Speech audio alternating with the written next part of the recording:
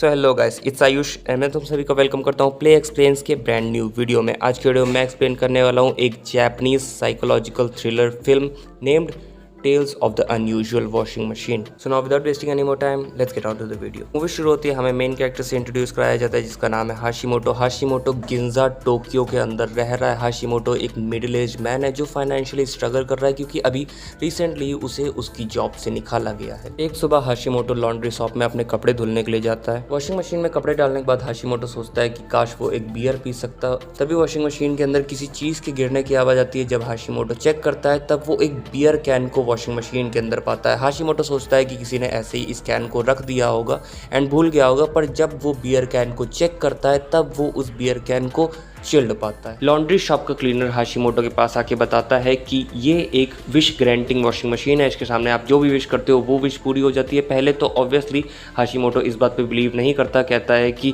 क्या पागलपंती वाली बातें कर रहे हो। पर तभी लॉन्ड्री शॉप का क्लीनर हाशिमोटो के और पास आके कहता है ये झूठ नहीं है। लॉन्ड्री शॉप के क्लीनर के जाने के बाद हाशिमोटो अपनी बियर पीता है, पर तभी एक लड़की लॉन्ड्री शॉप के अंदर आती है। वो वॉशिंग मशीन के अंदर अपने कपड़े डालती है। हाशिमोटो की लड़कियों से बात करने में फटती है, इसी वजह से आज तक उसकी कभी कोई गर्लफ्रेंड नहीं बनी। लड़की हाशिमोटो के पास आके बैठती है। हाशिमोटो सीट के एंड तक चला जाता है उसे जगह देने के लिए। इस लड़की ने कई बार हाशिमोटो को लॉन्ड्री में नोटिस किया है एंड इस लड़की ने हाशिमोटो के ऊपर एक क्रश भी डेवलप कर लिया है। इस लड़की जिसका नाम है कोंडो हाशिमोटो से कन्वर्सेशन स्टार्ट करने की ट्राई करती है, पर अपना भाई हाशिमोटो ने कभी किसी लड़की से सही से बात नहीं करी है तो ऑब्वियसली वो नहीं समझ पाता। वो अपने बियर का कैन डस्टबिन की तरफ फेंकता है। कैन डस्टबिन में नहीं गिरता तो हाशिमोटो कैन को उठाने के लिए आगे बढ़ जाता है। हाशिमोटो जब कैन को उठा ही रहा होता है तब कोंडो रोना चालू कर देती है। हाशिमोटो सही से लड़कियों से बात नहीं कर पाता, इसी वजह से वो अनकंफर्टेबली कोंडो से पूछता है क्या हुआ। कोंडो उसे बताती है कि मैंने 40 कंपनीज में इंटरव्यू दिया है पर तब भी मैं एक में भी सिलेक्ट नहीं हुई हूँ। एंड यहाँ पे हाशिमोटो से कहता है कि चिंता मत करो, ये सब तो लाइफ में होता ही रहता है। अभी मुझे भी कुछ समय पहले अपनी जॉब से निकाला गया है एंड तुमने 40 कंपनियों में इंटरव्यू दिया है, इसका मतलब ये है कि तुम बहुत ज़्यादा इंटेलिजेंट हो एंड अदर लोगों के कंपेरिजन में तुम्हारे पास कई गुना ज़्यादा इंटरव्यू का एक्सपीरियंस है। एंड ऐसी और मोटिवेटिंग बातें वो उसे बताता है। इसके बाद उसके कपड़े हो चुके होते हैं तो अपने कपड़े वॉशिंग मशीन से निकालता है एंड जा ही रहा होता है। वो लड़की अपने आप को इंट्रोड्यूस करती है, उसे थैंक यू बोलती है एंड इसके बाद सीन शिफ्ट होता है। हमें रात का सीन दिखाया जाता है जहाँ पे हमारा मेन कैरेक्टर हाशिमोटो सो रहा होता है, पर तभी उसे उसकी माँ का कॉल आता है। उसकी माँ उसे बताती है कि तुम्हारे फादर की तबीयत बहुत ख़राब हो चुकी है, हमें उनके इलाज के लिए 300,000 येन चाहिए। इवन दो हमारे मेन कैरेक्टर हाशिमोटो के पास कोई जॉब नहीं है, फाइनेंशियली वो स्ट्रगल कर रहा है, पर तब भी वो अपनी माँ से कह देता है कि आप चिंता मत करो, मैं आपको पैसे भेज दूंगा। अगले दिन हाशिमोटो उसी वॉशिंग मशीन के पास जाके विश करता है कि काश मेरे पास 300,000 येन आ जाए। हाशिमोटो को पूरा का पूरा यकीन है कि वो लॉन्ड्री शॉप का ओनर उससे झूठ बोल रहा था, पागलपंती कर रहा था, पर तब भी एक बार वो वॉशिंग मशीन के पास जाके ट्राई करता है कि मुझे 300,000 येन मिल जाए। विश मांगने के बाद वो कुछ समय तक वेट करता है पर कुछ नहीं होता है तो वो जाने ही लगता है, पर तभी पीछे से वॉशिंग मशीन में कुछ गिरने की आवाज़ आती है। जब वो वॉशिंग मशीन के अंदर चेक करता है उसे एग्जैक्ट सेम रकम मिलती है जितने की उसने विश करी थी। अब यहाँ पे हाशिमोटो समझ नहीं पा रहा है कि उसके साथ ऐसा क्यों एंड कैसे हो रहा है। इसी के बाद हम देखते हैं कि कल जिस बियर कैन की हाशिमोटो ने विश करी थी वो हाशिमोटो के सामने गायब हो जाती है। लॉन्ड्री शॉप का क्लीनर हाशिमोटो के पास आके उसे बताता है कि जिस चीज़ की भी तुम इस वॉशिंग मशीन में विश करोगी, जो चीज़ इस वॉशिंग मशीन से बाहर निकलेगी वो एक दिन के बाद गायब हो जाएगी। हाशिमोटो लॉन्ड्री शॉप के क्लीनर को थैंक यू बोल के जल्दी जल्दी में बाहर आ जाता है। बाहर उसे कोंडो मिलती है। कोंडो हाशिमोटो को बताती है कि मुझे अपनी ज़िंदगी में पहली बार सेकेंड टाइम इंटरव्यू के लिए बुलाया गया है।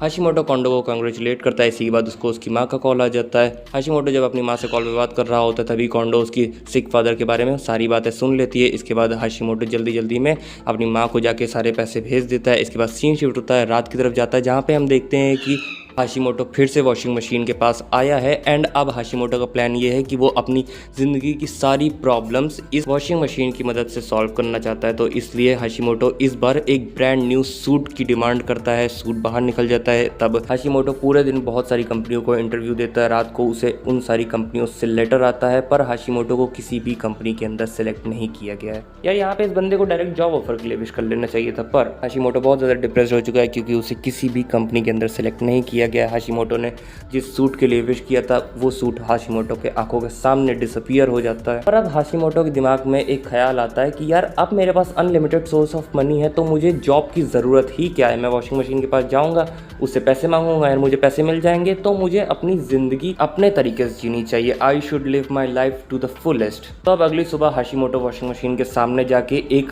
कॉन्फिडेंट एंड ब्यूटीफुल गर्लफ्रेंड की डिमांड करता है। हाशिमोटो ये भी ऐड करता है कि वो लड़की एक मॉडल की तरह खूबसूरत होनी चाहिए, हर कोई उससे जले। ऐसे ही एक लड़की वॉशिंग मशीन से बाहर निकलती है। हाशिमोटो उसे देख के पूरा चकाचौंध हो चुका है। हाशिमोटो उससे कहता है आओ मेरे घर आओ। हाशिमोटो उसके ऊपर हाथ डालने की कोशिश करता है, पर तभी वो लड़की हाशिमोटो को थप्पड़ मार के गिरा देती है, क्योंकि वो उसके ऊपर गुस्सा है कि तू इतना ज़्यादा बोल्ड कैसे हो रहा है, वो भी फर्स्ट डेट। इसके बाद वो लड़की लॉन्ड्री शॉप से चली जाती है। हाशिमोटो अब अपनी गलतियों से सीख गया है, तो इस बार हाशिमोटो वॉशिंग मशीन से एक पोलाइट, केयरिंग एंड ब्यूटीफुल लड़की के लिए विश करता है। ऐसी ही लड़की वॉशिंग मशीन से बाहर निकल जाती है। हाशिमोटो उससे डेट के लिए पूछता है, वो तुरंत हाँ कर देती है। हाशिमोटो उसे डेट पे ले जाता है, शॉपिंग करवाता है, उसे जो चीज़ चाहिए होती है वो चीज़ खरीद के देता है। एंड ये सारी चीज़ें ऑब्वियसली वो वॉशिंग मशीन के पैसे से करता है। एंड यहाँ पे हम लोगों को एक चीज़ और बताई जाती है कि जो इंसान वॉशिंग मशीन के द्वारा क्रिएट होते हैं उन लोगों को कुछ भी मालूम नहीं होता कि वो किस चीज़ से क्रिएट हुए हैं, कैसे बने हैं। उन लोगों को लगता है कि वो नॉर्मल ह्यूमंस हैं। उन लोगों को उनकी ओरिजिन प्लेस का कोई भी पता नहीं रहता कि मैं यहाँ से आया हूँ फलाना ढमका। इसके बाद सीन शिफ्ट होकर रात की तरफ चला जाता है, जहाँ पे हम देखते हैं हाशिमोटो उस लड़की को अपने घर लाता है। हाशिमोटो अभी भी उस लड़की के और क्लोज जाने से डर रहा है, तो इसी वजह से वो दोनों एग्री करते हैं कि वो रात भर बातचीत करेंगे। इसके बाद वो लड़की हाशिमोटो का हाथ देखती है एंड हाशिमोटो को कहती है कि तुम्हारी लाइफ स्पैन बहुत ही छोटी है। हाशिमोटो को ऑब्वियसली ये बात सही नहीं लगती है, पर तब भी वो इस बात को इग्नोर करता है। इसके बाद सीन शिफ्ट होकर सुबह की तरफ चला जाता है, जहाँ पे अब हाशिमोटो ने थोड़ी हिम्मत जुटा ली है उस लड़की को किस करने की। पर जैसे ही हाशिमोटो उस लड़की को किस करने जा रहा होता है, तभी वो लड़की डिसअपीयर हो जाती है। सिर्फ उसके कपड़े एंड ज्वेलरीज ही रह जाते हैं जो हाशिमोटो ने उसके लिए खरीदे थे। पर यहाँ पे हाशिमोटो बिल्कुल भी सैड नहीं है, क्योंकि अब तो उसे वो जितनी लड़कियां चाहे उतनी लड़कियां मिल जाएंगी। अब इस दिन से हर दिन हाशिमोटो वॉशिंग मशीन के सामने आके नई नई टाइप की लड़कियों की डिमांड करता है, each girl with a different personality. उनको डेट्स पे ले जाता है, उन्हें शॉपिंग करवाता है, उनके लिए ज्वेलरीज खरीदता है, उनके ऊपर भर भर के पैसे लुटाता है। यार काश मेरे पास भी ऐसी वॉशिंग मशीन होती, मतलब कि यार मेरे पास अगर वॉशिंग मशीन होती ना, इसके ऊपर मैं सेपरेट वीडियो बना सकता हूँ कि मैं इस तरीके की वॉशिंग मशीन के साथ क्या करता। But coming back to the topic, Hashimoto ये सारे पैसे ऑब्वियसली वॉशिंग मशीन की मदद से लुटा पा रहा है। हाशिमोटो अब बहुत खुश है, क्योंकि अब हाशिमोटो अपनी ज़िंदगी अपने तरीके से जी पा रहा है। अब हाशिमोटो अपनी ज़िंदगी टू द फुलेस्ट जी रहा है। ऐसे ही एक दिन जब हाशिमोटो अपनी डेट एंजॉय कर रहा होता है, तभी कोंडो हाशिमोटो को देख लेती है। एंड यहाँ पे अब कोंडो कंफ्यूज्ड है कि हाशिमोटो के पास ये लड़की कैसे आ गई, एंड जेलस है क्योंकि कोंडो को हाशिमोटो के ऊपर क्रश है। इसके बाद कोंडो हाशिमोटो का पीछा करने लगती है, एंड यहाँ पे वो और कंफ्यूज हो जाती है, क्योंकि उसे नहीं समझ में आ रहा कि हाशिमोटो के पास इतने सारे पैसे इतने कम दिनों में कैसे आ गए। इसके बाद सीन शिफ्ट होकर रात का चला जाता है, जहाँ पे हम देखते हैं फिर से हाशिमोटो उसी लॉन्ड्री शॉप में आया है और पैसे लेने। एंड यहाँ पे कोंडो भी आती है। कोंडो उससे पूछती है तुम्हें इतने सारे पैसे कैसे मिले, एंड यहाँ पे हाशिमोटो रिप्लाई करता है कि मैंने लॉटरी जीती है। इसके बाद कोंडो को ये भी पता चलता है कि जिस लड़की को उसने हाशिमोटो के साथ देखा था वो लड़की हाशिमोटो के साथ कैजुअल रिलेशनशिप में है। इसके बाद कोंडो हाशिमोटो को बताती है कि वो लड़की तुम्हारा यूज़ कर रही है, तुम्हें से पैसे के लिए तुम्हारे साथ एंड तुम्हारा फ़ायदा उठा रही है एंड अदर स्टफ हाशिमोटो को बोलती है। पर हाशिमोटो को बिल्कुल भी परवाह नहीं रहती। एंड अब यहाँ पे हाशिमोटो वो बंदा नहीं रहा है जिसे कोंडो कभी पसंद करती थी, कोंडो को जिसके ऊपर कभी क्रश था। इसके बाद हाशिमोटो वहाँ से चला जाता है, सीन शिफ्ट होता है। हम देखते हैं कि हाशिमोटो एक नई लड़की से कन्फेस कर रहा होता है, कह रहा होता है कि मैं तुमसे प्यार करता हूँ। इसके बाद उसकी उंगलियों में रिंग पहना देता है, पर तभी कुछ समय बाद वो लड़की डिसअपियर हो जाती है एंड उसकी रिंग ज़मीन पे गिर जाती है। हाशिमोटो एज यूजुअल उस रिंग को पिक करके फिर से वॉशिंग मशीन के पास जाता है एंड इस बार वो कुछ नया ट्राई करना चाहता है। मतलब कि वो स्वीट ब्यूटीफुल लड़कियों से तंग आ चुका है, तो इस बार वो वॉशिंग मशीन से एक सिडक्टिव एंड बोल्ड